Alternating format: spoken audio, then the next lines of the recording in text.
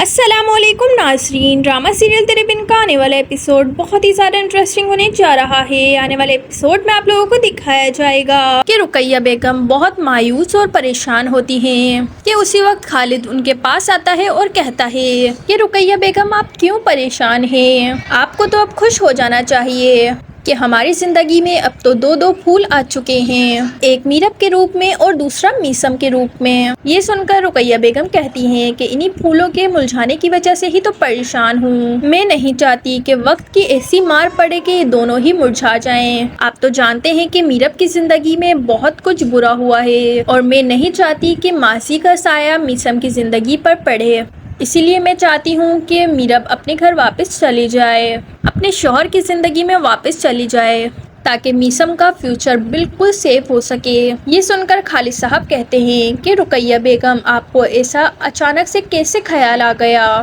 آخر آپ کیوں بار بار میسم کے مستقبل کے بارے میں سوچ رہی ہیں؟ یہ سن کر رقیہ بیگم کہتی ہیں کہ خالد صاحب آپ جانتے ہیں کہ آج صبح صبا آئی تھی جو کہ میرب کی دوست تھی اور میرب کو اس نے بہت سمجھایا، بلکہ وہ مرتضیم خان سے بھی مل کر آئی تھی۔ اس نے جس طریقے سے مرتضیم خان کی پریشانی کو واضح کیا، اس سے صاف ظاہر ہے کہ آج بھی مرتضیم میرب کے ہی انتظار میں ہے۔ میں چاہتی ہوں کہ میرب سنبھل جائے اور وقت رہتے ہی میرب اپنے لیے اور میسم کے لیے کوئی اچھا فیصلہ کر لے، کہیں یہ نہ ہو کہ اسے اپنا فیصلہ کرنے میں بہت دیر ہو جائے اور سوائے پچھتاوے کے اسے کچھ نہ ملے۔ یہ سن کر خالد صاحب کہتے ہیں کہ رقیہ بیگم آپ پریشان نہ ہوں، ہم میرب کے ماں باپ ہیں، بہتر یہی ہوگا کہ ہم دونوں مل کر میرب کو سمجھائیں، مجھے یقین ہے کہ میرب کو سمجھ آ جائے گی۔ سو ناظرین، آنے والے ایپیسوڈ میں آپ لوگوں کو یہ بھی دکھایا جائے گا جو کہ فاروق ان دونوں کی باتیں سن رہا ہوتا ہے اور خالد صاحب سے کہتا ہے کہ دیکھیں لالا، بہتر یہی ہوگا کہ ہمیں مرتضیم اور میرب کے لیے کچھ کرنا ہی ہوگا، آخر ہم کب تک میرب کی اسی طریقے سے حفاظت کرتے رہیں گے،